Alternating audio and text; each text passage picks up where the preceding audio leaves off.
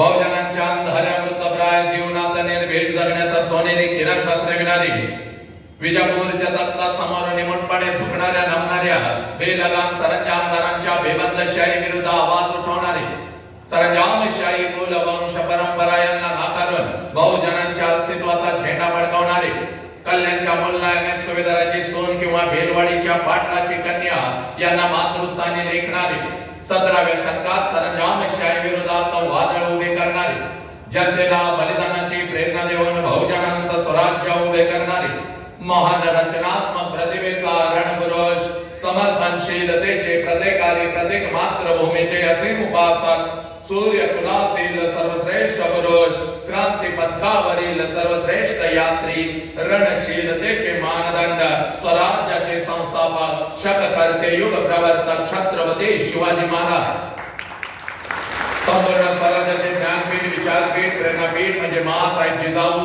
स्वराज्याचे स्वप्न पाहून ते छत्रपती शिवाजी महाराजांच्या मनावरती कोरणारे आमचे आबासाहेब म्हणजे शहाजीराजे भोसले, बुद्धिमान, पराक्रमी, अभ्यासू, जिज्ञासू, चारित्र्य संपन्न आणि छत्रपती शिवाजी महाराज यांनी तयार केलेली शिवराज्य, शिवनीती आणि शिवधर्माच्या रक्षणासाठी अखेरपर्यंत लढणारे आमचे शंभूराजे, शिक्षणाचे ज्ञानगंगा जनसामान्यांच्या घरापर्यंत गोरगरिबांच्या हृदयापर्यंत पोहोचवणारे आमचे महात्मा ज्योतिराव फुले, क्रांतीज्योती सावित्रीबाई, कमवानी शिका हा महामंत्र मुलांच्या मनामध्ये रुजवून त्यांच्यातला माणूस जागे करणारे आमचे कर्मवीर भाऊराव पाटील, मौमेना होणे आम्ही विष्णुदास, मौमेना होणे आम्ही विष्णुदास, कठीण वज्रास भेदू ऐसे, भले तर देव कासेची लंगोटी, नाताळाचे माती हाणूकाठी, हा क्रांतिकारक विचार संपूर्ण विश्वाला देणारे जगद्गुरु संत तुकोबाराया हातामध्ये झाडू घेऊन स्वच्छतेचा महामंत्र देत माणसांचे अंतर्मने स्वच्छ करणारे आमचे संत गाडगे बाबा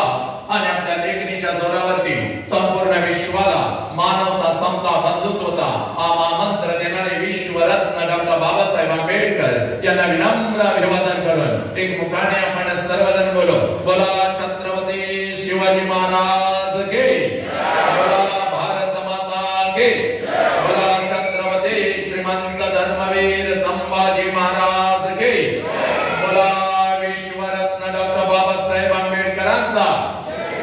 चला, आजच्या या व्याख्यानाची सुरुवात अतिशय सुंदर झालेली आहे, पण माझ्या जमलेल्या मातांनो, माझ्या पितांनो, माझ्या लेकरांनो, माझ्या लेकीनो आणि माझ्या युवकांनो, लक्षात घ्या, आपल्या नजरेतून आजचं हे व्याख्यान आहे, पण माझ्या नजरेतून कोणतं व्याख्यान नाही, कारण शेकडो वर्षापासून व्याख्यान होत आली, विचारवंतांचे विचार व्याख्यानाच्या प्रबोधनाच्या माध्यमातून आमच्या कानापर्यंत आले, पण आमच्या कानातला विचार आमच्या मनाच्या गाभाऱ्यापर्यंत पोहोचला नाही, आमच्या काळजाच्या तळापर्यंत पोहोचला नाही, आमच्या मधला माणूस जागा झाला नाही, कोलाहलात साऱ्या माणूस शोधतो मी, गर्दीत माणसांच्या माणूस शोधतो मी, प्रचंड गर्दी या राष्ट्रामध्ये झाली, प्रचंड गर्दी या राष्ट्रामध्ये झाली, पण कुठे तर माणूस आणि माणूस की हरवत चालली।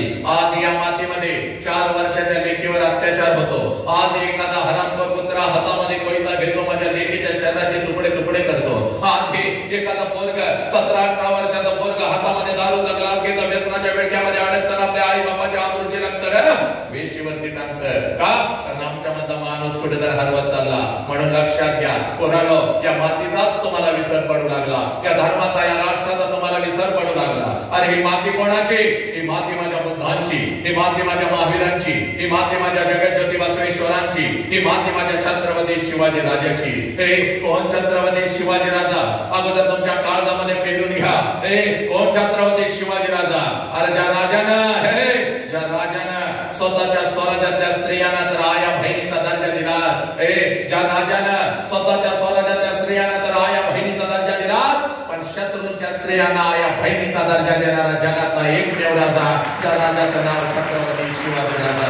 या राजाच्या मातीमध्ये आजही माझ्या लेकीवर अत्याचार होतो, माझ्या लेकीच्या शरीराचे तुकडे तुकडे होतात का, कारण आमच्या मधला माणूस कुठे तर हरवत चालला। म्हणून बोलालो, आजचं हे व्याख्यान नाही तर हे व्याख्यानाच्या पुढचं एक पाऊल असतं, ज्याला बदल म्हणतात, ज्याला परिवर्तन म्हणतात। ते परिवर्तन म्हणजे हे 30 मिनिट लक्षात घ्या, आणि हे जर परिवर्तन जाणून घ्यायचं असेल तर सगळ्यात अगोदर कृतज्ञता काय असते याची जाणीव तुम्हाला झाली पाहिजे। कृतज्ञतेचा अर्थ असा आहे, ज्या ज्या लोकांनी आमच्यासाठी काहीतरी केलं त्या लोकांच्यासाठी आम्ही काय केलं, ज्या आईने मला जन्म दिला त्या आईसाठी मी काय केलं, आणि ज्या बापाने मला जन्म दिला त्या बापासाठी मी काय केलं, ज्या मातीमध्ये मी वाढलो, ज्या मातीमध्ये मी घडलो, ज्या मातीने माझ्या पंखांना बळ दिलं, उडण्याचं सामर्थ्य दिलं, त्या मातीसाठी मी काय केलं, त्याला कृतज्ञता म्हणतात. या परिवर्तनाच्या सुरुवातीला माझ्या मुखातून नाव आलं होतं माझ्या छत्रपती शिवाजी राजांचं, माझ्या आऊ जिजाऊचं, माझ्या गाडगे बाबांचं. किंबहुना बुद्धांच्या पासून गाडगे बाबांच्या पर्यंत ज्या ज्या महामानवांनी, क्रांतिकारकांनी, समाज सुधारकांनी तुमच्या आमच्यासाठी रक्ताचा आणि विचारांचा अभिषेक घातला, त्या प्रत्येकाची नाव माझ्या मुखातून आली, आपल्या कानापर्यंत पोहोचली. जय जयकार झाला, पण बेबीच्या देठापासून झाला नाही. इथंच खऱ्या अर्थानं आम्हाला कृतज्ञता कळते. ज्यांनी आमच्यासाठी काहीतरी केलं त्यांच्यासाठी आम्ही काय केलं. निदान या राष्ट्रात या महामानवांचा जय जयकार बेबीच्या देठापासून झाला पाहिजे, कारण या महामानवाने स्वतःच्या 4 भिंतीचा संसार कधीच केला नाही, तर अखंड राष्ट्राचा संसार केला. म्हणून तुम्ही आम्ही इतर ताट मानून कसा करायचा. भगवंताने एवढं सुंदर आम्हाला शरीर दिलेलं आहे. या शरीराला 2 हात आहेत, दोन्ही हाताच्या दोन्ही मुठी करायच्या, आपल्या खांद्याजवळ ठेवायच्या, पाठीचा कानात ताट ठेवायचा, आई जगदंबेच्या चेहऱ्यावरचं तेज, लक्ष्मीच्या चेहऱ्यावरचं तेज आपल्या चेहऱ्यावर घ्यायचं आणि दोन्ही हात उच्च करून असा जय जयकार करायचा. आजचा हा 1 तास ऐतिहासिक आणि अविस्मरणीय ठरला पाहिजे. चला, दोन्ही हाताच्या दोन्ही मुठी करा, पाठीचा कानात ताट ठेवायचा आहे, आपल्या खांद्याजवळ दोन्ही हात ठेवायचे आहेत, चेहऱ्यावरचं तेज पाहिजे आणि जय जयकार जोरात करायचा आहे. चला, पाठीमागे तुम्ही उभे राहिलेले काय माझ्या साखरपुड्याला आलाय काय का जेवणाच्या? सगळ्यांनी तुम्हाला असं वाटत, आम्हाला सुरुवातीला सांगू दे, तुम्हाला असं वाटत असेल या गर्दीत मी एकट्यानं जय नाही म्हणलं, ह्याला कुठं काय कळतंय. आईची शपथ घेऊन सांगतो, आपल्या जिभेवर वाचासिद्धी आहे. वाचासिद्धीचा अर्थ चुकून जर एखाद्याला मी शाप दिला, 100% आपला शाप लागतो म्हणजे लागतो. आणि शनिवारचा सायंकाळी 7 नंतरचा शाप काळ्या दगडावरची रेघ आहे. आणि आज शनिवार आहे. जो कोणी बेबीच्या देठापासून हात उंच करून जय म्हणणार नाही, अर्ध्या तासात त्याच्या छातीत कळ येईल. डॉक्टर तुझी नाडी बघायच्या आत तुझा फोटो भिंतीवर हार घालून. त्यामुळे शायनिंग कुणी मारायचं नाही. लहान लेकरं सोडून हा शाप आहे. चला, दोन्ही हाताच्या दोन्ही मुठी एकदम मस्त दाखवायचं इकडचे सगळे आणि नंतर क्लोजअप पण दाखवायचे सगळे. जेव्हा क्लोज सगळं करायचा. चला, दोन्ही हाताच्या दोन्ही मुठी. तुम्ही साऊंडवाले तुम्ही काय करू नका, तिथं साऊंड बरं लागलंय, आता साऊंडला काय हलवू नका, तुम्हाला ती सवय आहे सारखी बोटांना. चला, बोला छत्रपती शिवाजी महाराज के,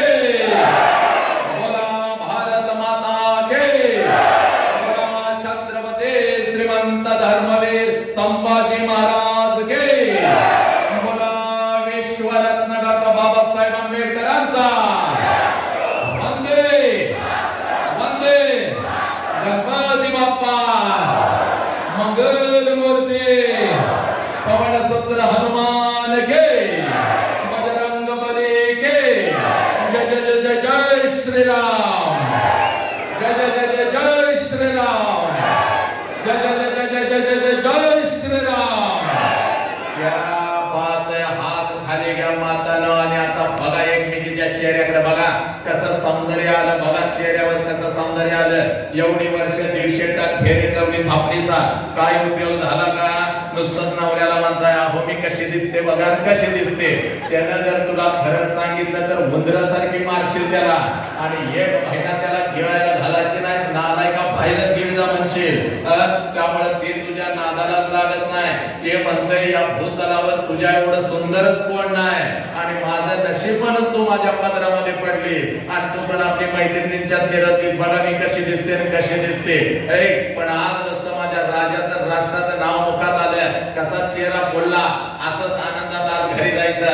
आज लक्षात घे गोपालनं आणि त्याच्या सहकार्याने मला इथं बोलवलेलं आहे ना, तर अगदी आनंदात. फक्त आनंद हा 1 तासासाठी नाही, आनंद आता आयुष्यभर. मी तुझा बंधू हा तुझ्या आयुष्यभर नजरेसमोर राहिला पाहिजे. आयुष्यभर आनंदात जगायचं. आणि आनंदाचा पहिला महामंत्र मी तुला देतोय बघ, पळत पळत घरी जायचं, उड्या मारत असताना टना घरी जायचं, आणि घरी गेल्यानंतर सासू पुढं आली की काय करायचं, कसं करता? सासू पुढं आल्या खरं सांगा तायड्यानं कसं करता? नाक बेडकासारखं फुगवता पहिला, लगेच फुसफुस फुसफुस त्या म्हातारीकडे बघून करता, नवऱ्याकडे बघता, बोट मोडता, आणि नवऱ्याला म्हणता धाकट्याकडे राहत नाही, थोरल्याकडे राहत नाही, हिथंच तिचं काय काय काय करता सासूकडे बघा. आज तसं करायचं नाही. आज उड्या मारत जायचं घराकडे, सासू पुढं आली की सासूकडे बघायचं, नाच करायचं, आत्या मत करायचा, म्हातारीच्या गालाचा मुका घेऊन टाकायचा. म्हातारी दान करून खाली पडली पाहिजे आणि म्हातारी खाली पडली की तिला सोडायची नाही. लई दिवसानं सापडलेली आहे. म्हातारी जवळ बसायचं आणि तिच्या गालाचा ट्रिपल मुका घ्यायचा, आत्या मान मान मान मान मान करायचं. म्हातारी गडागडा लोळली पाहिजे आणि तुझ्या नवऱ्याला म्हणली पाहिजे, लवकर इकडे ये बाबा, पौर्णिमा संपून 4 दिवस झालं, अजून हिच्या अंगात गेलं नाही. नवरा आला की नवऱ्याकडे बघायचं, म्हणायचं yes my darling I love you. उलटच पडलं पाहिजे, त्याने तुझ्या तोंडाचा वास घेतला पाहिजे, नेमकं माझी बाटली हे ना हंडी का काय.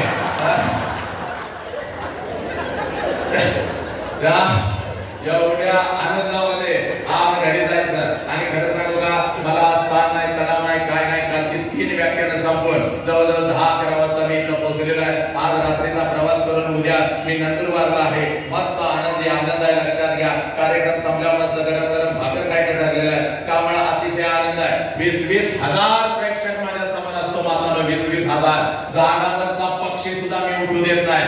एवढी वाच्यासिद्धी छत्रपतींच्या मातानं, तुमच्या आशीर्वादानं, तुमच्या बंधूच्या वसंताच्या, तुमच्या लेखनाच्या मुखावरती आली.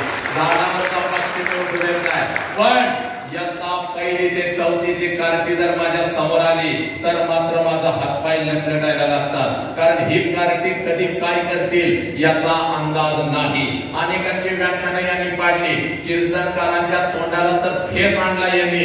पाडतो कीर्तन म्हणून त्याचं पाडत्यात. शिक्षक तर घड्याळ लावूनच शाळेत बसतोय, कधी एकदाच कार्ट घरला जातंय आणि घरात आई घड्याळ लावून बसत्या, कार्ट शाळेला कधी जातंय. मे महिन्यामध्ये आईला नको वाटतोय, 24 तास बोकांडी तिच्या हे कार्ट. लक्षात घ्या, मागच्या महिन्यामध्ये पश्चिम महाराष्ट्रात रत्नागिरीला माझा कार्यक्रम होता. मस्त असा अंगठ्या बिंगट्या घालून नटून ताटून मी खुर्चीत बसलेलो होतो. एक माता पर्स लावून डुलत डुलत माझ्या जवळ आली. मला म्हणाली, सर तुम्ही आमच्यावर अन्याय करताय. म्हणलं, माते भगिनी काय तुझ्यावर अन्याय केला ग? तर ती माता मला म्हणते, सर सगळ्या शाळेला कॉलेजला तुम्ही परवानगी दिली आणि माझ्या युनिटला तुम्ही परवानगी दिली नाही. म्हणलं, माते कोणतं ग तुझं युनिट? तर ती माता मला म्हणते, सर लहान गट मोठा गट येता 1ली ते 4थीचं माझा युनिट आणि मी त्याची मुख्याध्यापिका. मी म्हणलं, एक काम कर, एक बस घेऊन ये, त्या बस मध्ये सगळी कार्टी घाल, त्यामध्ये तू पण बस आणि खाली गोव्याला पिकनिकला निघून जा.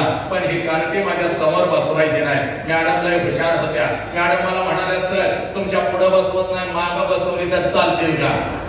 म्हणलं, ठीक आहे मागं बसव, पण माझ्यापासून 100 फूट लांब बसवायची कार्टी. हातामध्ये 2 काट्या घेऊन 2 शिक्षक. जर का कार्टीने दंगा केला, माझ्यासारखं वाईट कोण नाही. मॅडम हरणासारख्या पळत गेल्या. मला वाटलं 5-50 कार्टी घेऊन येतील, पण चांगली 100-200 हनुमान गँगच घेऊन आल्या.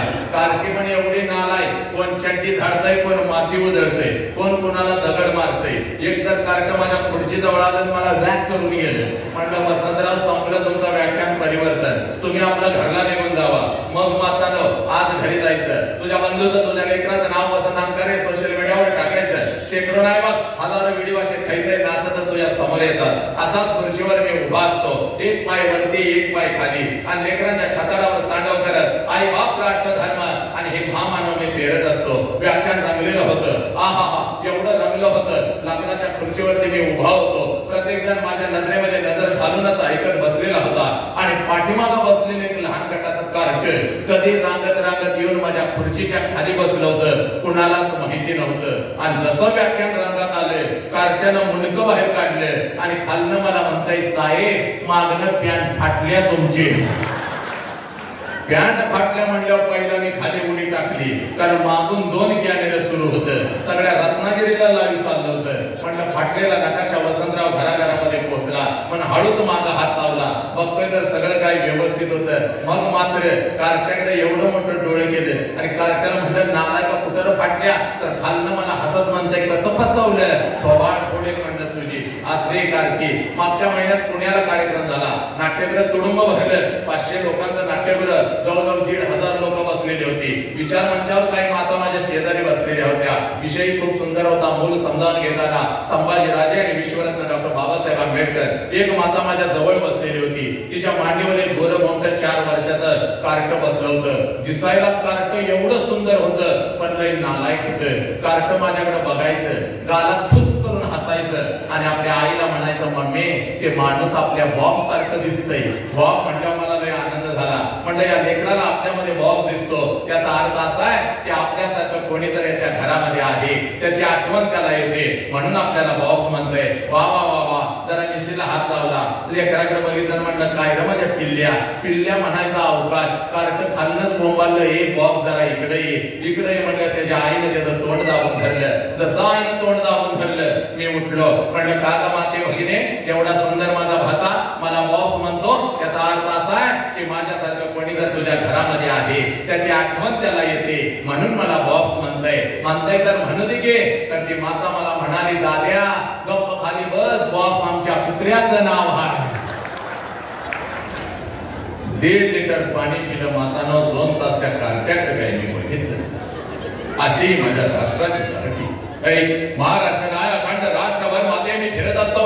राष्ट्रसंत तुकडोजी महाराजांची ग्रामगीता, आणि या ग्रामगीतेमध्ये तुकडोजी महाराज म्हणतात, देवळातला देव मेला अंतरीचा जागवारे. हे कोणता अंतरीचा देव याचा शोध घेत असताना त्याच ग्रामगीतेमध्ये तुकडोजी महाराज म्हणतात, या कोवळ्या कळ्यानं माझे लपले नेताजी रवींद्र शिवाजी, विकसते प्रकटे समाजे, शेकडो महापुरुष. या शेकडो महापुरुषांनी जन्म घेतलेला आहे. कुठे जन्म घेतलेला आहे? या कोवळ्या कळ्या. कोणत्या कोवळ्या कळ्या? माझ्या समोर बसलेल्या या कोवळ्या कळ्या, या महाराष्ट्राच्या राष्ट्राच्या शाळेच्या कॉलेजच्या भिंतीमधून शिकत असलेल्या या कोवळ्या कळ्या. मातानो, तुझ्या पोटी जन्म घेतलेलं ते तुझं लेकरू, 4 वर्षाचं लेकरू तुझ्या मांडीवरती वाढत आहे बघ, तुझ्या संस्कारामध्ये घडत आहे बघ. या लेकरामध्ये जन्म घेतला या महापुरुषांनी, पण आमची नजर चुकली, आमचा दृष्टिकोन चुकला, आमच्या माझा माणूस कुठे तर हरवत चालला.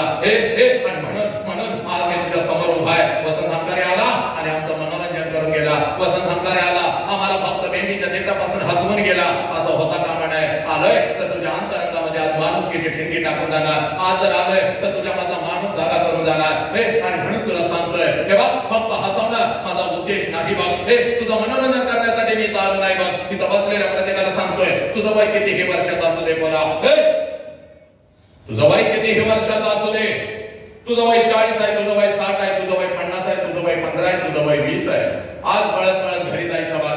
आज पळत घरी जायचं. जे काम तू आजपर्यंत कधीच केलं नाहीस ते काम फक्त करायचं बघ. पळत जायचं आणि त्या आईच्या नजरेमध्ये आज नजर घालायची पोरा. आणि आईला पहिला प्रश्न आज विचारायचा, जो प्रश्न तुम्ही तुमच्या आईला कधीच विचारला नाही. तुम्ही डॉक्टर झाला, तुम्ही इंजिनियर झाला, तुम्ही वकील झाला, तुम्ही लाखो करोड रुपये कमवू लागला, पण आपला तिरंगा चंद्रावरती फडकला, म्हणजे आई बापांना आम्हाला जन्म दिला, तो आई बाप मात्र आम्हाला कधीच कळाला नाही. तो आई बाप मात्र आज वेदनेमध्ये सोडू लागला. म्हणून पोरा, आज पळत घरी जायचं, त्या माऊलीच्या नजरेमध्ये नजर घालायची. आणि घरी गेल्यानंतर जर त्या घरात दिसल तुला तुझी आई आणि असेल तुझा बाप, तर या जगातला सगळ्यात श्रीमंत माणूस तो आहेस पोरा. या जगातला सगळ्यात श्रीमंत माणूस तो आहे. पळत जायचं, पळत जायचं, त्या माऊलीच्या नजरेमध्ये नजर घालायची. आणि त्या माऊलीला पहिला प्रश्न विचारायचा, आई 9 महिने 9 दिवस आई तू मला तुझ्या उदरामध्ये ठेवलंस. आई 9 महिने 9 दिवस आई तू मला तुझ्या उदरामध्ये ठेवलंस. आणि ज्या वेळेला आई तू मला जन्म देत होतीस त्यावेळेला आई तुला किती यातना होत होत्या ग आई, तुला किती वेदना होत होत्या. पळत आज घरी जायचं, त्या माऊलीला हा प्रश्न विचारायचा. आणि पोरानो, ज्या क्षणाला हा प्रश्न तुम्ही तुमच्या आईला विचाराल, टच करून तिच्या डोळ्यामध्ये पाणी येईल, हंबरडा फोडत तुझ्या गळ्यामध्ये पडल. कारण 9 महिने 9 दिवस ज्या वेळेला ती माऊली तुम्हा मला या उदरामध्ये ठेवत असते, आणि ज्या वेळेला ती माऊली तुम्हा मला जन्म देत असते, या विश्वातल्या कितीतरी आयांनी आपला शेवटचा श्वास घेतलेला आहे पोरा. एवढ्या आनंद यातना त्या आईला होत असतात. ती हंबरडा फोडत असते, ती हंबरडा फोडत असते, ती टाचा घासत असते. आणि समोर उभ्या असलेल्या त्या डॉक्टरांना ती माऊली सांगत असते, साहेब माझा जीव गेला तरी चालेल साहेब, पण माझ्या पोटचं पोरग मात्र वाचलं पाहिजे साहेब, माझ्या पोटचं पोरग मात्र वाचलं पाहिजे. ज्या आईनं तुम्हाला कधीच बघितलेलं नसतं, या उदरावरती हात ठेवून तिनं फक्त तुमचा अनुभव घेतलेला असतो, तरी सुद्धा आपल्या जीवाची बाजी लावायला ती माऊली तयार होते. या हरामखोरानो, की आई तुम्हाला कळाली का? नाही कळाली. त्याच आईला म्हणतात, तुला काय कळतं ग? हे नालायक, त्या माऊलीला सगळं काय कळतं म्हणून आज तुझा 1 करोडचा बंगला आहे. त्या माऊलीला सगळं काय कळत होतं म्हणून नालायका आज तुझ्या पोरा बाळांना तू चांगलं जपतो. त्या माऊलीला सगळं काय कळत होतं म्हणून आज तू जिवंत आहे. हे पोरा ऐक रा, 103 ताप तिच्या अंगामध्ये असतो. 103 ताप तिच्या अंगामध्ये असतो, तरी सुद्धा सकाळी उठून 6 वाजता तुम्हाला शाळेसाठी कॉलेजसाठी ती डबा करून देते. कारण आज जर माझ्या लेकराला मी डबा नाही करून दिला तर माझं लेकरू दिवसभर दुसऱ्याच्या डब्याकडे बघत बसल, माझं लेकरू दिवसभर उपाशी राहील, माझं लेकरू बाहेरचं काहीतरी खाईल, माझं लेकरू आजारी पडल. सकाळी 6 वाजता उठून तुम्हाला ती माऊली डबा करून देते. की आई तुम्हाला कळाली का? याच आई बापाच्या आबरूची लत्तर वेशीवर टाकू लागला. कुठला तर हरामखोर कुत्रा तुझ्या आयुष्यात येऊ लागला म्हणून तू या आई बापाच्या तोंडावर थुंकू लागली. आई बापानं मोबाईल नाही दिला म्हणून आत्महत्या करू लागला. हरामखोरानो, जगातलं सगळ्यात मोठं शिक्षण आज तुला सांगून जातो बघ. भलं तू डॉक्टर झाला असेल, भलं मोठमोठ्या विद्यापीठाच्या डिग्र्या तुझ्याकडे असतील, पण नालायक ऐकलं, जगातलं सगळ्यात मोठं शिक्षण तुला सांगतो. ज्या क्षणाला पोरा तुझा जन्म झाला आहे, ज्या क्षणाला पोरा तुझा जन्म झाला त्या क्षणाला या विश्वामध्ये जर तुझ्या दोन्ही गालांना पहिला स्पर्श कोणी केला असेल आणि तुझ्या दोन्ही गालांचा जर पहिला मुका कोणी घेतला असेल तर त्या माऊलीचं नाव आई आहे. त्या माऊलीचं नाव आई आहे. आनंदानं तुझ्या जवळ जर कोण उड्या मारत आला असेल, आनंदानं तुझ्या जवळ जर कोण उड्या मारत आला असेल आणि या दोन्ही तळहातावरती जर तुला कोणी उचलून घेतला असेल आणि तुझ्या गालावर जर पहिला आनंदाचा अश्रूपणाचा पडला असेल, तर त्या देव माणसाचं नाव साला बाप आहे पोरा. त्या देव माणसाचं नाव बाप आहे. बाप हा बाप कोणाला कळाला का? नाही कळाला.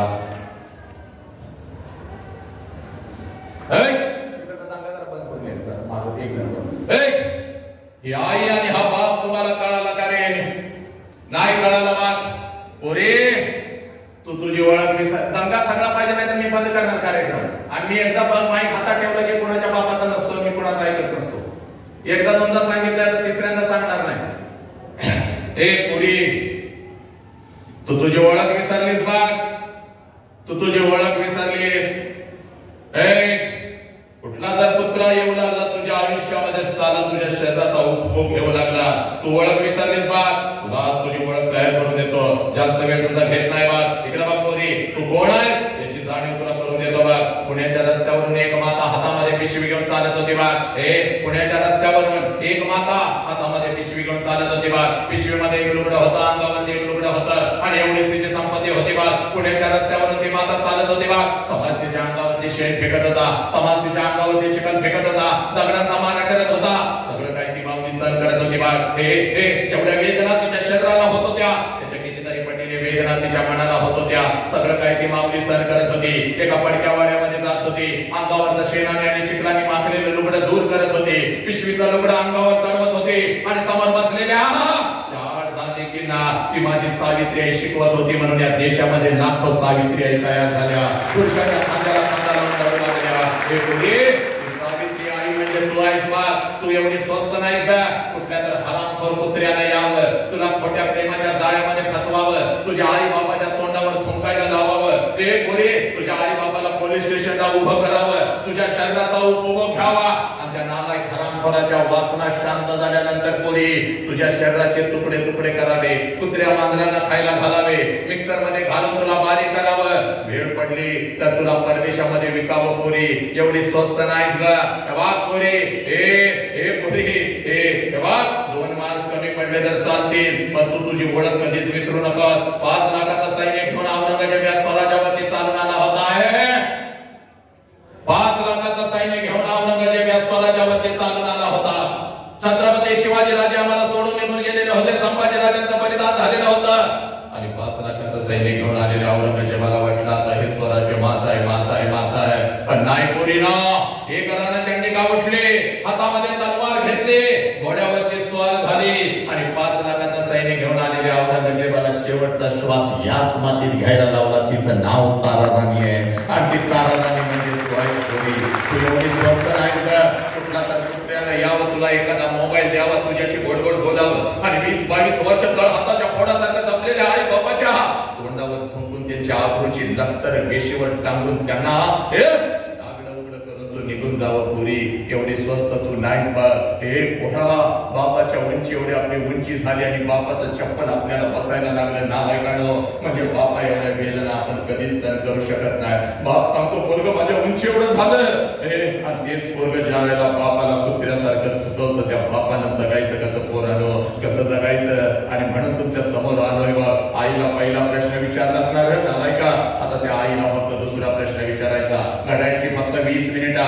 सांगतो बघ मी इथं. पण त्या माऊलीला दुसरा प्रश्न का विचारायचा? कारण या प्रश्नाच्या तळाला लपलेला आहे तुझा बाप, या प्रश्नाच्या तळाला लपलेला या राष्ट्राचा अध्यात्म, संत परंपरा, संघर्ष. हे बोला पळत पळत जायचं बाग, त्या आईच्या नजरेमध्ये नजर घालायची, त्या आईला आता दुसरा प्रश्न विचारायचा का? कारण 25 वर्षापूर्वी तिच्या मस्तकी अक्षदा पडल्या. 25 वर्षापूर्वी तिचं लग्न तुझ्या बापा बरोबर झालं पुरी. आणि ज्या क्षणाला तिचं मस्तकी अक्षदा पडल्या, कशाचाही विचार न करता एका क्षणात तिनं तिच्या आईला सोडून दिलं, एका क्षणात तिनं तिच्या बापाला सोडून दिलं, एका क्षणात तिनं तिच्या भावाला सोडून दिलं. आणि कशाचाही विचार न करता अनोळखी लोकांच्या हात ती माऊली आली. आणि तिथं आल्यानंतर एखादच वर्ष ती माऊली फक्त स्वतःच्या सुखासाठी जगली. आणि पोरांनो, ज्या क्षणाला तुमचा जन्म झाला त्या माऊलीनं स्वतःच्या सुखाला आग लावली. आणि ती माऊली फक्त आणि फक्त आपल्या कुटुंबासाठी तुमच्यासाठी जगू लागली. त्या माऊलीचं नाव आई आहे सना, त्या माऊलीचं नाव आई आहे. आज पळत पळत जायचं बा, त्या आईच्या नजरेमध्ये नजर घालायची बा. आणि त्या आईला आता दुसरा प्रश्न विचारायचा. आई 25 वर्षापूर्वी आई महिन्यातून 4 वेळेला तू तुझ्या माहेरी जात होतीस. आई 25 वर्षापूर्वी आई महिन्यातून 4 वेळेला तू तुझ्या माहेरी जात होतीस. तुझ्या आईला भेटायला, तुझ्या वडिलांना भेटायला, तुझ्या भावाला भेटायला. या आई माझं वय 1 वर्षाचं होतं, मला सुद्धा अंगा खांद्यावरती खेळवत मला सुद्धा माझ्या आजोळी घेऊन जात होतीस, माझ्या आजीला, माझ्या आजोबांना, माझ्या मामाला भेटवण्यासाठी. पण आई आता 25 वर्ष उलटून गेली आणि तू आता वर्षातून एकदा सुद्धा तुझ्या माहेरी जात नाहीस ग. का ग आई? का? हे आई तुला आता तुझ्या आईची आठवण नाही का ग येत? तुला आता तुझ्या बापाची आठवण नाही का ग येत? तुला आता तुझा भाऊ नाही का ग बोलवत? हे पोरांनो, एवढा प्रश्न फक्त त्या माऊलीला विचारा. टच करून तिच्या डोळ्यामध्ये पाणी येईल, अंबरडा पडल, तुझ्या गळ्यामध्ये पडल. तिच्या डोळ्यासमोर तिचा बिचारा गरीब बाप येईल बघ, स्वतः उपाशी राहणारा पण तिला घास भरवणारा तो बाप तिच्या डोळ्यासमोर येईल. तिच्या डोळ्यासमोर तिची बिचारी गरीब आई एकच लुगडं 4 वर्ष वापरलं, 50 ठिकाणी फाटलेलं शिवलं, स्वतःच्या अंगावर तिनं घातलं, पण तुला मात्र नवीन कपड्यामध्ये सजवलं. ती आई तुझ्या डोळ्यासमोर येईल बघ. अक्का अक्का करत तुझ्या माग पुढं पळणार, अक्का अक्का करत तुझ्या माग पुढं पळणार ते लहान लेकरो तुझा भाऊ तिच्या डोळ्यासमोर येईल बघ.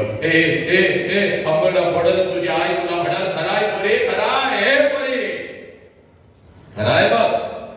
25 वर्षापूर्वी महिन्यातून 4 वेळेला मी माझ्या माहेरी जात होती, माझ्या आईला भेटायला, माझ्या वडिलांना भेटायला, माझ्या भावाला भेटायला.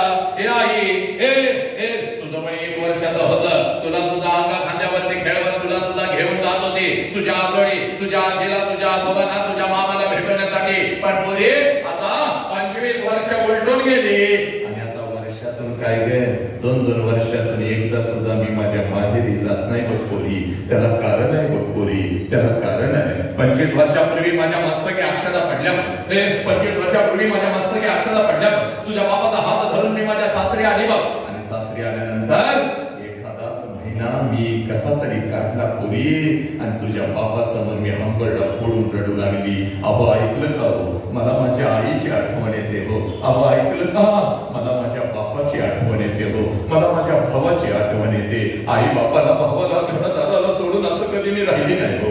जाऊ का हो, एकदा आई बापाला बघून येऊ का हो, एकदा माझ्या भावाला कडकडून मिठी मारून येऊ का हो. तुमच्या परवानगीशिवाय मी नाही जाऊ शकत, मला माहिती आहे. पाठवाल का हो मला? माझ्या डोळ्यातल्या अश्रूने माझा हंबाडा पाहून तुझा बाप खिशामध्ये हात घालत होता, एसटी पुरता पैसा माझ्या हातावर ठेवत होता. पोरी आता हा बंगला, गाडी, हे वैभव, बापाचा थाट माट आताचा बघू नको. त्यावेळेला एका जुन्या फडक्या घरामध्ये आपण राहत होतो बघ पोरी. पोरी माझ्या डोळ्यातल्या अश्रूने हंबाडा पाहून तुझा बाप खिशामध्ये हात घालत होता, एसटी पुरता पैसा माझ्या हातावर ठेवत होता आणि मला म्हणत होता, जा अशी रडू नको, जा जा तुझ्या आई बापाला भेटून ये. पण ऐक, पहिल्यांदा चाललेस म्हणून पाठवतोय बघ, पहिल्यांदा चाललेस म्हणून पाठवतोय बघ. सारखं सारखं तुला आता जाता येणार नाही बघ.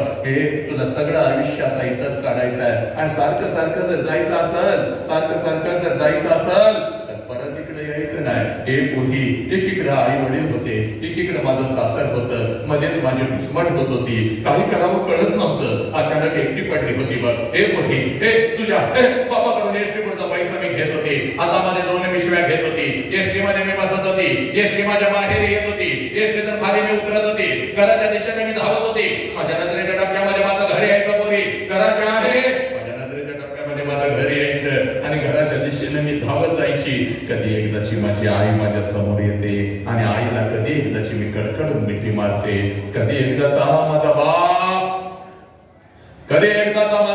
माझ्या समोर येतो आणि बापाला कधी एकदाची मी कडकडून मिठी मारते, अक्का अक्का करत कधी एकदाच ते लहान लेकरू माझ्या समोर येतं, त्या लेकराच्या गालावरून हात फिरवा, कधी एकदाची 10 रुपयांची नोट मी त्याच्या हातावरती ठेवते. हे पोरी, तुझ्या बापाकडून एसटी मधला पैसा मी घेत होती, हातामध्ये 2 पिशव्या घेत होती, एसटी मध्ये मी बसत होती, एसटी माझ्या माहेरी येत होती, एसटी तर खाली मी उतरत होती, घराच्या दिशेने मी धावत होती, माझ्या नजरेच्या टप्प्यामध्ये माझं घर यायचं, घराच्या अगोदर घराच्या समोरचं ते अंगण मला दिसायचं आणि पोरी त्या अंगणामध्ये सगळ्यात अगोदर मला माझ्या बापाचं चप्पल दिसायचं. पोरी सगळ्यात अगोदर मला माझ्या बापाचं चप्पल दिसायचं आणि अंगणामध्ये बापाचं चप्पल दिसलं की नामूनच मला कळायचं माझा बाप घरामध्ये आहे, माझा आबा घरामध्ये आहे, माझा बाप घरामध्ये आहे, माझा आबा घरामध्ये आहे. कारण पोरी माझं बालपण अगदी तसंच गेलं होतं बघ. तिने सांजाला जेव्हा शाळेतून मी घरी येत होती, अंगणामध्ये बापाचं चप्पल बघत होती, अंगणातूनच मी घरात शिरत होती, आबा उद्या मला हे पाहिजे, आबा उद्या मला ते पाहिजे, आबा तुम्हाला उद्या शाळेत बोलवलंय आबा. माझा बाप मला जवळ घ्यायचा, माझ्या गालावरून हात फिरवायचा आणि माझा बाप मला म्हणायचा, कारटे मेलोय का काय ग मी अजून, येतो की उद्या तुझ्या शाळेत, घेतो तुला काय हवं ते. अगं माझ्या लेकरा, सकाळी शाळेला गेलंयस की जाताना एवढा डबा घेऊन जातायस, माझ्या लेकराला भूक लागली असेल, अगोदर काहीतरी खाऊन तरी घे. नुसताच शेतातून कामावरून आलेला माझा भाऊ भुकावलेला बाप स्वतःच्या हाताने मला घास भरवायचा आणि माझ्या गालावरून हात फिरवत मला म्हणायचा, पोरी जोपर्यंत मी जिवंत आहे तोपर्यंत शिकून घे पोरी, तोपर्यंत शिकून घे. एकदा का बापाचा हात या डोक्यावरून उठला की कोणी कोणाचं नसतं बघ पोरी, कोणी कोणाचं नसतं. सगळं जग आपल्याला परकं आणि पोरकं होतं बघ पोरी. अगं तुझा चेहरा रात्र दिवस माझ्या डोळ्यासमोर दिसतो बघ. अगं तुझ्यासाठी मी मेहनत करतोय की माझ्या लेकरा, बापाने मला शिकवलं माझं लग्न झालं, बापाने मला शिकवलं माझं लग्न झालं. पोरी तुझ्या बापाकडून एसटी पुरता पैसा मी घेत होती, हातामध्ये 2 पिशव्या घेत होती, एसटी मध्ये मी बसत होती, एसटी माझ्या माहेरी येत होती, एसटी तर खाली मी उतरत होती, घराच्या दिशेने मी धावत होती, माझ्या नजरेच्या टप्प्यामध्ये माझं घर यायचं, घराच्या अगोदर घराच्या समोरचं ते अंगण मला दिसायचं आणि सगळ्यात अगोदर त्या अंगणामध्ये मला माझ्या बापाचं चप्पल दिसायचं आणि अंगणामध्ये बापाचं चप्पल दिसलं की लांबूनच मला कळायचं माझा बाप घरामध्ये आहे, माझा आबा घरामध्ये आहे आणि अंगणातूनच मी माझ्या बापाला हात द्यायचे, आबा आणि आबा ही हात माझ्या बापाच्या कानावरती पडतात. आबा ही हात माझ्या बापाच्या कानावरती पडतात. जेवणाच्या ताटावरचा माझा बाप उठून पळत पळत बाहेर यायचा, माझ्या हातातल्या पिशव्या घ्यायचा आणि कानात माझ्या मला हळूच विचारायचा, पोरी सासरी सगळं ठीक तर आहे ना ग पोरी, तुला मी चुकीच्या ठिकाणी तर दिलं नाही ना ग पोरी. आबाच्या डोळ्यात पाणी पुसत मी माझ्या बापाला म्हणायची, आबा सगळं काही चांगलं आहे आबा, तुमची आठवण आली म्हणून आले आबा, तुमची आठवण आली म्हणून आले. माझ्या हातातल्या पिशव्या घेत माझा बाप अंगणातूनच माझ्या आईला हात द्यायचा. अगं ऐकलंस का ग, पोर आले की आपली, पोर आले की आपली. माझ्या बापाचे हात माझ्या आईच्या कानावर पडतात. जेवणाच्या ताटावरची माझी आई उठून पळत पळत बाहेर यायची. आईच्या हातामध्ये एका पाण्याचा तांब्या, दुसऱ्या हातामध्ये भाकरीचा तुकडा. माझ्या जवळ माझी माऊली यायची, तांब्यामध्ये भाकरीचा तुकडा बुडवायची, माझ्यावरून ओवाळायची, तुकडा इकडे इकडे टाकून द्यायची आणि माझी आई मला म्हणायची, पोरी थोडं गाल पुढं कर की ग. आणि गाल पुढं केलं गाल पुढं केलं की माझ्या दोन्ही गालाचं मुख घे, आपली आखी बोट माझ्या गालावरून फिरवायची आणि कडा कडा कडा कडा कडा कडा आपल्या कपाळावर मोडत माझी आई मला म्हणायची, पोरी चल की ग घरात, पोरी चल घरात. महिना झालं तुझा बाप नीट जेवला सुद्धा नाही की ग पोरी. एकीकडं तू निघून गेलीस आणि एकीकडं बापानं अन्न सोडलं की ग पोरी. तुझ्या बापाचा तुझ्यावर एवढा जीव आहे मला हे आत्ता कळलं की ग पोरी. तुझ्या हाताने एखादा घास तुझ्या बापाला भराव. चल पोरी चल. हे पोरी तुझ्या बापाकडून पैसे घेऊन मी माझ्या माहेरी येत होती का पोरी. 25 वर्ष आता उलटून गेली बा. 25 वर्ष आता उलटून गेली बा. आणि 25 वर्षानंतर जेव्हा मी आता माझ्या माहेरी जाते ना ग पोरी. पोरी 25 वर्षानंतर जेव्हा मी आता माझ्या माहेरी जाते ना ग पोरी.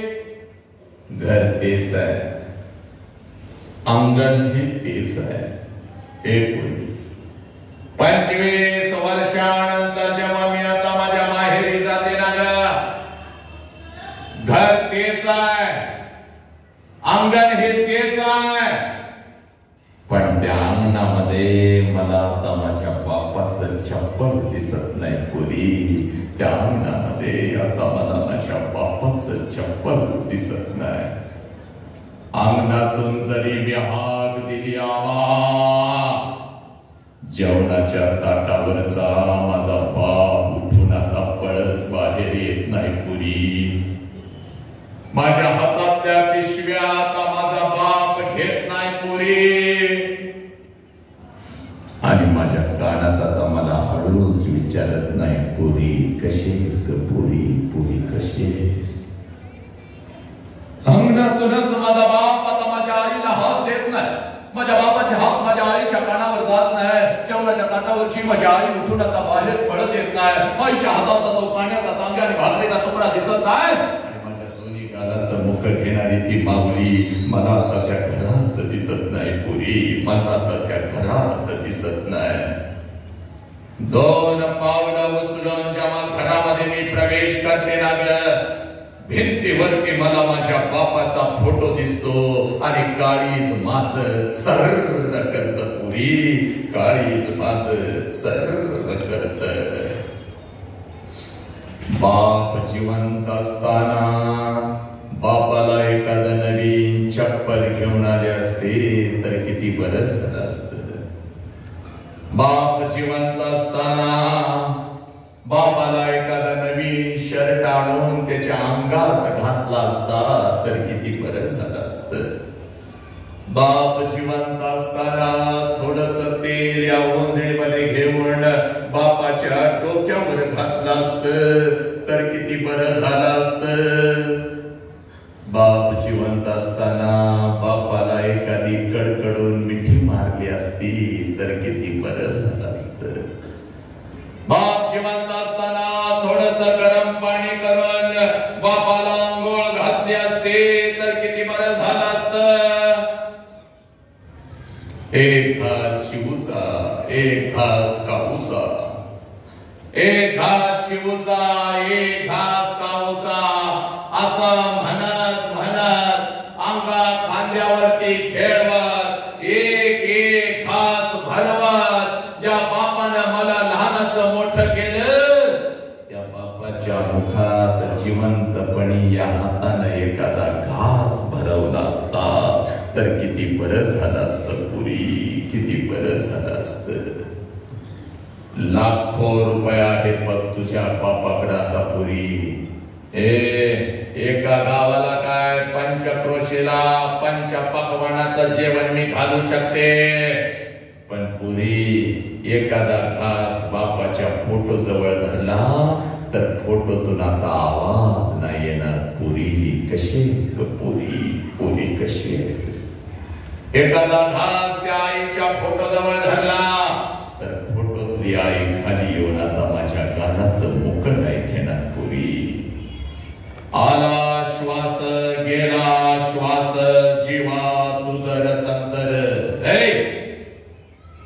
आला श्वास गेला श्वास जीवा तुझर तंतर.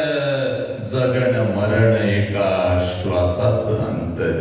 पुराण जगातलं सगळ्यात मोठं शिक्षण मी तुला सांगतो, मी तर थांबतो बघ पोरा. जोपर्यंत आई बापाचा श्वास सुरू आहे नालायक, जोपर्यंत आई बापाचा श्वास सुरू आहे तोपर्यंत आई बापाच्या प्रत्येक श्वासाला जीव लावा. जोपर्यंत आई बापाचा श्वास सुरू आहे आई बापाच्या प्रत्येक श्वासावर प्रेम करा. एकदा का आई बापाचा श्वास निघून गेला, भिंतीवरचा बाप कधीच खाली येऊन आपल्या हातातल्या पिशव्या घेत नसतो पोरा, आणि भिंतीवरची आई कधीच आपल्याला मिठीत घेत नसती. उद्या डॉक्टर व्हाल, उद्या इंजिनियर व्हाल, उद्या वकील व्हाल, उद्या लाखोनी करोड रुपये कमवाल, आणि ते लाखोनी करोड रुपये त्या तिरुपतीच्या चरणावर जरी तुम्ही ओतले, आणि ते लाखोनी करोड रुपये त्या शिर्डी साईबाबाच्या चरणावर जरी तुम्ही ओतले, तर तो शिर्डीचा साईबाबा आणि तो तिरुपती तुझा गेलेला बाप तुला परत नाही आणून देऊ शकणार पोरा. म्हणून तुला सांगतोय, तुझ्या आयुष्यामध्ये तुझा एकच देव आहे, ज्या देवाचं नाव सारा बाप आहे पोरा. आणि तुझ्या आयुष्यामध्ये तुझी एकच देव आहे, ज्या देवीचं नाव आई आहे. पण याच आई बापाला तुम्ही लाचार करू लागला, याच आई बापाच्या तोंडावर तुम्ही थुंकू लागला, याच आई बापाला तुम्ही पोलीस स्टेशनला उभं करू लागला. हरामखोरानो, करोड रुपयाचं पॅकेज मिळालं, लाखो रुपयाचं पॅकेज मिळालं, परदेशामध्ये गेला, आणि आई बापाचा जीव गेल्यानंतर फोन करून सांगतात जाळून घ्या त्यांना, आम्हाला यायला वेळ नाही, भुके पोटी नाही अण्णा, आणि मेल्यावरी पिंडदान तुकोबा राया नाही कळाले. ए माय बाप केवळ काशी त्याने न जावे तीर्थाशी, हे तुकोबा राया तुम्हाला नाही कळाले. एक कार्ट्यानं कधी बापाची ना आईची टाच हातामध्ये घेतले का? 50 भेगा पडल्या बघ तुझ्या आई बापाच्या टाचला. पाठीच्या थंडीमध्ये जेव्हा झोपलेला असताना रे नालायकानं, तेव्हा त्याच थंडीमध्ये कुडकुडत कुठल्या तर शेतात पिकाला पाणी तुझा बाप पाजत असतो. तर माझं पोरग, माझी पोरगी, त्यांच्यासाठी तर मला जगायचं आहे. हरामखोरानं, त्याच बापाच्या ना आईच्या तोंडावर थुंकू लागला तुम्ही नालायक. मार्गांचे ढीग रचले, पदव्यांचे ढीग रचले, पण साला संस्कार माणूस की कुठं तर पायाखाली घेत. त्या आईला वाटतं 9 महिने इथं माझ्या लेकराला ठेवलंय, 9 वर्ष तळ हाताच्या फोडासारखं मी त्याला जपलंय. शेवटचे 9 सेकंद त्याच्या मांडीवर माझा जीव जावा, पण हरामखोरानं त्याच आईला लांबता तुम्ही. हे नीच माणसानं. आणि म्हणून पोरी तुला सांगतोय, जास्त वेळ घेत नाही बघ. असा कितीतरी वेळ तुझा बाप घामात भिजला असेल. अगं तुझ्या बापाला कोण वारं घालायला नव्हतं, भिजल्यानंतर पप्पा जवळ या म्हणून त्या बापाचं डोकं कधी तुम्ही पुसलं का? हरामखोरानं, तुम्हाला तुमच्या मोबाईल मधून वेळ मिळणार, त्या सोशल मीडिया पासून तुम्हाला वेळ मिळणार. कुठला तर हरामखोर कुत्रा येतो, तुम्हाला फसवतो. ते पडद्यावरचे बेगडी नायक तुम्हाला म्हणतात रमी खेळो, विमल खाव, ते तुमचे आदर्श झाले साला. आणि खऱ्या अर्थानं घरातला महानायकच तुम्हाला कधी कळाला नाही, त्याच्या तोंडावर तुम्ही थुंकू लागला. हे नीच माणसानं क्रिकेटच्या रना मोजू लागला. याने एवढे करोड रुपये घेतले, त्याने तेवढे करोड रुपये घेतले. त्यांच्यासाठी रात्रीचं नाचू काय लागला, फटाक्या काय वाजवू लागला, हजारो रुपयाच्या हरामखोरानं. घरातल्या बापासाठी कधी एक टाळी वाजवलीस का रे? कधी बापाच्या गळ्यामध्ये पडलास का? तूच माझा हिरो आहेस म्हणून बापाला कधी मिठी मारलीस का? नालायकानं. आज पळत पळत घरी जायचा बाग, आज पळत पळत घरी जायचा, आणि त्या बापाची वाट बघायची. आज पळत पळत घरी जायचं, त्या बापाची वाट बघायची. बा पोरी, 7 वाजलेत, 8 वाजलेत, 9 वाजलेत, अजून बाप आला नाही. बापाची आज वाट बघायची. बापाला बघूनच आज झोपायचं, बापाला भेटूनच आज झोपायचं. रात्रीच्या 10 वाजलेत, बाप आला बाप. एकच काम करायचं, जास्त वेळ घेत नाही. घड्याळाचे फक्त 5 मिनिटं उरलेत माझ्याकडे. पळत पळत जायचा, समोर बाप आला. सगळी चरवट तोडून टाकायची, सगळी बंधनं तोडून टाकायची. पळत पळत जायचं, आणि समोर उभे असलेल्या आपल्या बापाला कडकडून मिठी मारायची. एवढ्या खट्ट मिठी मारायची, एवढ्या खट्ट मिठी मारायची. बापाच्या डोळ्यामध्ये टच करून पाणी आलं पाहिजे. आणि पाणी तुझ्या गालावर पडत, तुझ्या बापाने तुला विचारलं पाहिजे, पोरी काय झालं काय? हे पोरी काय झालं? असा हंबरडा तू कधी कधीच फोडला नव्हतास, काय झालं? तुला शाळेमध्ये कोण काय बोललं का? तुला बाई काय बोलल्या का? तुला आई काय बोलली का? तुला काय हवं का? तो नालायक भाऊ तुझा तुला काय बोलला का? मला सांग, त्याला फटकवतोस आता मी, सांग मला काय झालं? त्यावेळेला बापाच्या डोळ्यातनं पाणी बसत आपल्या बापाला म्हणायचं, पप्पा काही नाही झालं पप्पा, मला आई काय नाही बोलली, मला बाई काय नाही बोलल्या, मला कोणी काय नाही बोललं पप्पा, मला कोणी काय नाही बोललं पप्पा, मला काही नको पप्पा. मी जेव्हा 1 वर्षाची होते ना पप्पा, तेव्हा रोज तुम्हाला मिठी मारत होती पप्पा, कारण तेव्हा मला माझा बाप कळत होता पप्पा. मी 1 वर्षाची होती, मला आई रागवली तर मी अंगणामध्ये येऊन उभी राहत होती पप्पा. पप्पा, आणि जसं तुम्ही येत होता तुम्हाला कडकडून मिठी मारत होते आणि आईची तक्रार मी तुमच्याकडे करत होते. पप्पा पप्पा, आईनं मला मारलं पप्पा, पप्पा पप्पा, आईनं मला मारलं पप्पा, तुम्ही मला उचलून घेत होता पप्पा, पप्पा तुम्ही मला उचलून घेत होता, हवेमध्ये फेकत होता. माझ्या बापाचे दोन्ही हात मला समर्थपणे झेलण्यासाठी खाली तयार आहे. हसत हसत मी तुमच्या हातामध्ये येत होती पप्पा, आणि आईची तक्रार मी तुमच्याकडे करत होती. तुम्ही मला म्हणत होता, चल आपण दोघं मिळून तुझ्या आईला मारूया, माझ्या परीला मारती काय पप्पा? माझी समजूत काढण्यासाठी अंगणामध्ये तुम्ही माझ्यासाठी घोडा होत होता, तुमच्या पाठीवर बसून माझा घोडा माझा घोडा माझा घोडा म्हणून मी अंगणभर तुम्हाला फिरवत होती पप्पा. पप्पा पप्पा, पोत पोत म्हणून तुमच्या पाठीवर मी बसत होते, तुमच्या खांद्यावर मी खेळत होती पप्पा, रात्रभर तुमच्या छातीवर मी झोपत होती पप्पा. पप्पा, पण आता मी मोठी झाली, आता मी शाळेला जाते, आता मी कॉलेजला जाते, तुम्ही आता मला बंधनामध्ये ठेवता. इकडे का गेलीस, तिकडे का गेलीस, हे का केलंस, ते का केलंस पप्पा? तुम्ही आता मला आवडत नाही पप्पा, आय हेट यू पप्पा. पप्पा, मला तुमचा तिरस्कार येतो पप्पा, मला काय लागलं तर मी माझ्या आईला मागते पप्पा, पण पप्पा तुमच्या समोर मी कधीच येत नाही पप्पा, तुमच्या समोर मी कधीच येत नाही पप्पा. पप्पा पप्पा, पण आज मी गेले होते पप्पा, आणि परिवर्तनाचं वादळ ऐकून आली पप्पा, आणि माझा हरवलेला बाप मला परत मिळाला पप्पा, म्हणून मिठी मारते पप्पा, माझा हरवलेला बाप मला परत मिळाला पप्पा. हे पळत पळत जायचं, त्या बापाला अगोदर कडकडून मिठी मारायची, कारण बापाची किंमत त्या पोराला विचारे, बापाची किंमत त्या पोराला विचार, ज्याचा बाप त्याला लहानपणी सोडून निघून गेलाय. कधीतरी एखाद्या अनाथ आश्रमामध्ये जायचं, 6-7 वर्षाचा पोरगा हातामध्ये थाळी घेऊन भात खात बसलेला असतं, त्या पोराच्या कानामध्ये हळूच विचारायचं, तुझ्या बापाचं नाव काय रे? हातातली थाळी फेकून देत, तोंडातला भात काढून टाकत, आणि ते पोरग हंबरडा फोडत म्हणत, मला आई पण नाही, मला बाप पण नाही. माझ्या आईनं कधी मला घास भरवला नाही, माझ्या बापानं कधी मला अंग खांद्यावरती खेळवलं नाही. 2 दिवसाचा होतो, यांना सापडलो, इथंच मोठा झालो, रोज वाट बघतोय कोणीतरी येईल का, अलगद माझ्या मुखामध्ये घास भरवत हळूच मला म्हणेल का, पोरा मीच तुझी आई आहे रे, मीच तुझा बाप आहे.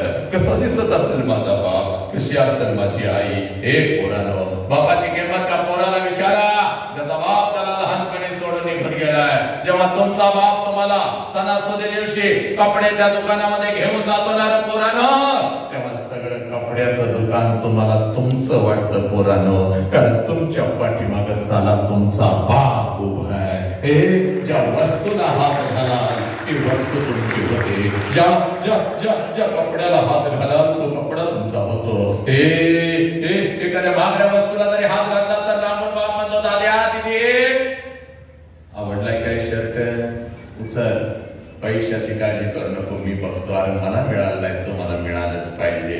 तुझी हे आईची माझी काळजी तुम्ही करू नका, चल उचल. हे ती महागडी कपडे तुमची होतात, हे सणासुदीला ती महागडी कपडे घालून तुम्ही मिरवत असता. माझ्या आईने शर्ट घेतला, माझ्या बाबानं पॅन्ट घेतली, माझ्या बाबानं मला हे घेऊन दिलं, ते घेऊन दिलं, आणि बिना बापाचं पोरग कुठल्या तरी झाडाखाली उभा असतं, आणि तुमच्या अंगावरचे नवीन कपडे बघून त्याच्या मनामध्ये विचार येतो, साला माझा बाप जर जिवंत असता तर माझ्या अंगावर सुद्धा असेच नवीन कपडे चढले असते. ते पोरग पळत पळत पळत पळत घरी येतं, आपल्या आईच्या गळ्यामध्ये पडतं, आणि हंबरडा फोडत आपल्या आईला म्हणतो,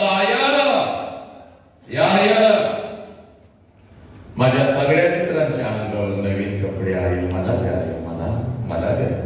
त्याला बिना बापाच्या पोराला ती माऊली म्हणते, बाळा 2 दिवसाला येणार आहेत, माझं पैसे घेते, तुला एखादा शर्ट, रडू नको. पोराला माहित असतं 2 दिवसाला आपल्या आईचं पैसे येणार नाही, आणि 2 दिवसाला काय आपल्याला शर्ट मिळणार नाही. हे दोघं एकमेकाला मिठी मारून रडत असतात. पोरगा बापाच्या आठवणीत, ती माऊली आपल्या कुंभाच्या आठवणीत, माझी माऊली आपल्या लेकराला मध्ये गप्पी रडत रडू नको बाप, 2 दिवसांनी याच्यात पैसे घेऊया तुला एखादा शर्ट, तुझ्यासाठी दुसऱ्याचा कुंकू सुद्धा मी दिला नाही की दुसरा संसार सुद्धा मांडला नाही की, आणि वासनानं भरलेल्या नजरा रोज या शरीरावर पडतात की पोरा.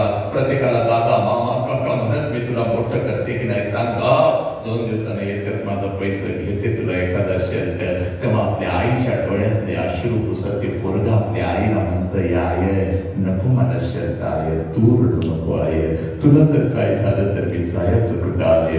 ज्या लेकराला आई बापाच्या डोळ्यातला अश्रू कळाला ते लेकरू माणूस म्हणून घडलं. हे तुम्हाला तुमच्या आई बापाच्या डोळ्यातला अश्रू कळाला का? हरामखोरानो, हे त्या अश्रू तर तुम्हाला कळालाच नाही, पण तुमच्यामुळे तुमच्या आई बापाच्या डोळ्यात अश्रू येऊ लागले. अश्रूचा नुसता महापूर बापाच्या डोळ्यातून बाहेर येतो. तरी सुद्धा नालायकानं तुम्ही त्याच्या नरड्यावर पाय ठेवता, व्यसनाच्या विळख्यामध्ये तुम्ही अडकता, आत्महत्या करता. हरामखोरानं, कुठला कोण कुत्रा 1-2 वर्षाचा आणि पुरी त्याचा हात धरून निघून चाललीस. लाज वाटली पाहिजे ग, लाज वाटली पाहिजे. हे पुरीनं लाज वाटली पाहिजे. इथं येऊन हा बाप बसलाय बघा, बक्षीस समारंभासाठी इथं येऊन बाप बसलाय बघ. हे इकडे बघ पोरी, वसंतराव येणार आहेत, वसंतराव येणार आहेत, बाप समजावून सांगणार आहे. असा कुठला बाप माझ्यापेक्षा वेगळा ते सांगणार, म्हणून आला बघ हा बाप. या बापाला बघू नका पोरीनो, तुम्हाला सणासुदीला कपडे घेऊन येतो, तुमच्या शाळा कॉलेजची फी भरतो, त्या बापाला बघू नका. बापाला जर बघायचं असाल तर रात्रीच्या 2 वाजता कधी तर उठायचं, जिथं आपला बाप झोपलाय तिथं जायचं आणि त्या अंधारामध्ये बापाला बघायचं. त्याच्या अंगावरचं बनियन आणि अंडरवेअर 4 ठिकाणी साला फाटलेली असते, पण तुमच्या अंगावर नवीन आणि ब्रँडेड कपडा चढवतो त्या देव माणसाचं नाव साला बाप.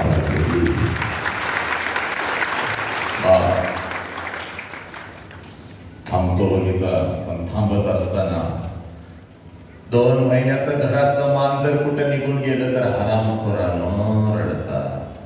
सगळ्या गावभर फिरता, सोसायटीमध्ये विचारता आमच्या मांजराला पाहिलं का?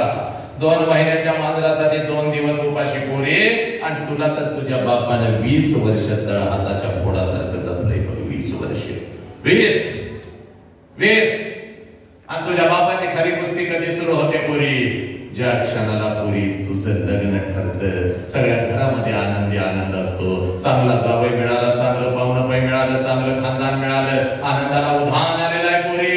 पण रात्रीच्या अंधारात तुझा बाप एकटा हंबरडा फोडत बसतो, कारण बापाला कळून सुटतं 20 वर्ष तळहाताच्या फोडासारखं जपले माझं पाखरू आता फुर्र करून उडून निघून जाणार आहे. हे पोरी, हे तुझ्या आईच्या डोळ्यामध्ये अश्रू आले तर तुझ्या आईला ओरडते, का रडतेस का, का रडतेस? अजिबात रडू नकोस बा. रोज पोरगीचा चेहरा आता आपल्याला बघायला मिळणार नाही बघ. जेवढे दिवस आपल्या जवळ आहे तिला हसतच ठेवायचे, तिला हसतच पाठवायची. पप्पा किती आमच्यासाठी मेहनत करता, म्हणून माझ्या गालावरून हात फिरवणारं माझं लेकरू, माझं पाखरू आता मला या घरात दिसायचं नाही बघ. पप्पा लवकर घराकडे या, मी अजून जेवली नाही बघा. तुम्ही नाही आला तर मी उपाशी जेवे झोपेन बघा. आणि खरंच मी जर उशीर आलो तर माझ्यासारखं उपाशी झोपणार ते माझं लेकरू मला आता अंतरुणावर दिसणार नाही बघ, अजिबात दिसणार नाही बघ. पप्पा तुमचं डोकं दाबून देऊ का हो? म्हणून माझं डोकं दाबून देत असताना हळूच माझ्या कानात, पप्पा मला 100 रुपये उद्या देतात हो, मैत्रिणीचा वाढदिवस आहे, फक्त आईला सांगू नका पप्पा, आई मला ओरडते, बापाने तुझा लय लाड केला, बापाकडून तू लय पैसे घेतीस पप्पा, आईला सांगणार असाल तर मला नको तुमचं पैसे. म्हणून माझ्यावर दुसरं नसणार माझं लेकरू मला आता घरात दिसायचं नाही बघ. तुझा बाप तुझ्या आईला लय ओरडतो, पण जर तुझ्या बापाला रडायला आलं तर आंघोळीच्या निमित्तानं सारा तुझा बाप आंघोळीला जातो आणि आंघोळीच्या पाण्यामध्ये तुझा बाप तुझ्यासाठी हंबरडा फोडून रडतो पोरी, हंबरडा फोडून रडतो. तुझी आई म्हणते अहो अहो, डोळं काव लाल झालं तर तुझ्या आईला ते बिचार गरीब म्हणतंय अगं साबण गेला ग डोळ्यात, साबण गेला पोरी, साबण नाही केला. तुझा बाप तुझ्यासाठी हंबरडा फोडून रडला पोरी. लग्न पत्रिका तर लय आनंदानं वाटतंय, पण रात्रीच्या अंधारात एकटंच रडत बसते, कारण लग्न पत्रिकेवरची तारीख त्याला ओरडून ओरडून सांगत असते, या तारखेला तुझं पाखरू भुर्र करून उडून निघून जाणार आहे. 12:30चा तांदूळ आहे, नटून नटून नवऱ्याबरोबर लग्नाच्या बहुल्यावरती तू उभे आहेत, वाजंत्री वाजवत आहेत, मंगलाष्टका संपलेल्या आहेत, आनंदाला उधाण आलेलं आहे, आनंदाला उधाण आलेलं आहे. प्रत्येक जण आशीर्वाद द्यायला तुला लग्नाच्या बहुल्यावरती येत आहे, तू आशीर्वाद घेत आहे, भेटवस्तू घेत आहे, नवऱ्याची ओळख प्रत्येकाला करून देत आहे. आणि त्या लग्न मंडपामध्ये तुझा बाप मात्र जेवणाच्या पंक्तीमधून फिरत आहे. जेव्हा पोट भरून जेवा, जेवणवाल्या, किती आता पैसा होऊ दे, अजिबात घ्यायचं नाही बाप, प्रत्येक जण जेवण करूनच गेला पाहिजे. हे पोरी लेकरा, तुझा बाप पैशाचा पुटका घेऊनच त्या लग्न मंडपातून फिरत असतो बा. लहान लेकरांची तर ते लय गोड बोलताय, जेव्हा माझ्या लेकरानं ताटामध्ये काय ठेवायचं नाही रे माझ्या पोरानं, आपल्या दीदीचं लग्न आहे, 2-2 लाडू 2-2 जिलेबी घरला घेऊन चला. पोरी बघता 3 वाजतात बघ, नाही नवीन आयुष्याची नवीन स्वप्न बघत, नवऱ्याचा हात धरून जशी लग्नाच्या बहुल्यावर तू खाली येतेस, त्या लग्न मंडपामध्ये तुझ्यासाठी पहिला हंबरदा तुझी आई पडते. पोरी पळत येते, तुझ्या गळ्यामध्ये पडते, आणि तुझी आई तुला म्हणते, पोरी 20 वर्ष तुझ्या बापानं आणि मी तुला तळ हाताच्या पोडासारखं जपलं, आता आमच्या समोरून अशी निघून चाललीस, आणि आम्ही असं परक्यासारखं आता इथं उभं राहायचं. पोरी आज घरी कसं जाऊ पोरी, घरच्या भिंती मला खायला उठतील की ग पोरी, प्रत्येक वस्तूमध्ये मला तू दिसशील की ग पोरी. पोरी, तुझी आई रडत असते, तुझी मावशी रडत असते, तुझी आजी रडत असते, तुझा भाऊ रडत असतो, लग्न मंडपात उरलेले सगळे रडत असतात, पण पोरी त्या लग्न मंडपामध्ये तुझा बाप मात्र हसत फिरत असतो. त्या लग्न मंडपामध्ये तुझा बाप मात्र हसत फिरत असतो, पळत तिथे येतो, सगळ्यांना ओरडतो, का रडताय, कोणी रडायचं नाही, चला कोणी रडायचं नाही, माझ्या दीदीचं लग्न आहे, चला तिला आनंदात पाठवा, तिला हसतच पाठवा. हे पोरी, तुझा हात धरतो, तुझ्या नवऱ्याचा हात धरतो, लग्न मंडपाच्या बाहेर गाडी सजवलेली असते, गाडीपर्यंत घेऊन येतो, गाडीचा दरवाजा उघडतो, तुम्हा दोघांना गाडीमध्ये टाकतो, आणि हसत तुला म्हणतो, जा पोरी चालला, रडायचं नाही, चालता मी आहे, हसत चालता.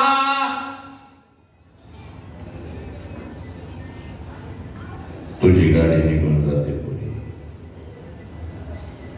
आणि तुला वाटतं माझा बाप असाच आहे.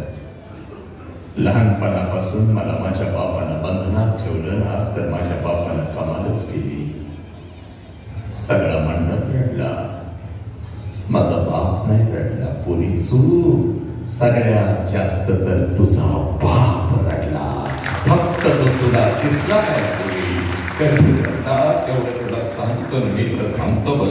जशी तुझी गाडी लग्न मंडपातून निघून जाते, त्या लग्न मंडपामध्ये तुझा बाप परत येतो बा. लग्न मंडपाला अगोदर बोलवून घेतो, इकडे ये बाबा, तुझं किती पैसा आजच घे, उद्या माझ्याकडे असतील नसतील. हे जेवणवाल्या इकडे जेवण नाही, भाग बनवलं तर मोठं चाटत लोक गेली, लाडू जिलेबी घेऊन पोरं पडत होती, तुझं किती पैसा आजच घे, उद्या माझ्याकडे असतील नसतील. मस्तवाले आलाय का, तुमचा पैसे सगळे मिळालेत ना बाबा. अरे तुझे कपडे अंगावर चढून माझं लेकरू काय झाग दिसत होतं, गेलं मला सोडून. हे वाजंत्रीवाल्या इकडे ये, ठरल्याप्रमाणे हे तुझा पैसा 5,000 तुला जाता देतोय बाबा, लय भारी वाजून तुझाच माझं लेकरू जाताना. हे पोरी, संध्याकाळी 7 वाजेपर्यंत त्या लग्न मंडपात तुझा बाप तुझ्यासाठी भिकारी होतो. पोरी भिकारी होतो. जेवढं साठवलेलं असतं तेवढं सगळं तुझ्यावर उधळतो, जेवढं कर्ज काढून आणलेलं असतं तेवढं सगळं तुझ्यावर उधळतो, आणि पळत घरी जातो, घरात तुझ्या वस्तूंचं कपाट उघडतो. हे पोरी, पळत घरी जातो, घरात तुझ्या वस्तूंचं कपाट उघडतो, आणि तुझ्या वस्तूंना पकडून रात्रभर जो अंतरून आणि उशिवणी करतो, त्या देव गरीब माणसाचं नाव साला बाप आहे. पोरी, तुझी आई म्हणते आहो सावरा की स्वतःला, तेव्हा तुझ्या आईच्या खांद्यावर डोकं आपटून तुझ्या आईचा जो खांदा ओला करतो, त्या गरीब देव माणसाचं नाव साला बाप आहे. पोरी, तुझी जुनी ओढणी कपाटातून बाहेर काढतो, तुझ्या जुन्या ओढणीचा मुका घेतो, आणि तुझी जुनी ओढणी कुशाला घेऊन करतो, त्या गरीब देव माणसाचं नाव साला बाप आहे. पोरी, स्वतःचं चप्पल तुटलं तर चांगलं जाऊन टाकतो, पण तुझ्या पायाचं चप्पल तुटलं तर शाळा कॉलेज पर्यंत नवीन चप्पल घेऊन येतो, तुझ्या पायामध्ये घालतो, त्या गरीब देव माणसाचं नाव साला बाप आहे. पोरी, हे पोरी, 100 किलोचा पोतं या ट्रक मधून उचलतो आणि त्या ट्रकमध्ये टाकत आपल्या लेकरांच्यासाठी जो हमाली करतो, त्या हमालाचं नाव साला बाप आहे कोणी. आपला जीव मोठे घेऊन या महाराष्ट्राच्या रस्त्यावर जो ट्रक चालवतो, ट्रॅक्टर चालवतो, जो ड्रायव्हरचं काम करतो ना, आपल्या लेकरांच्या शिक्षणासाठी पैसे घरी घेऊन येतो, त्या ड्रायव्हरचं नाव साला बाप आहे कोणी. जो दुसऱ्यांचे संडास साफ करतो, गटारी साफ करतो आणि आपल्या लेकरांच्यासाठी भंग्याचं काम करतो, त्या भंग्याचं नाव साला बाप आहे कोणी. दिवसभर शेतात राबतो आणि संध्याकाळी कुठल्या तर हॉटेलच्या बाहेर वॉचमन म्हणून जो उभा राहतो,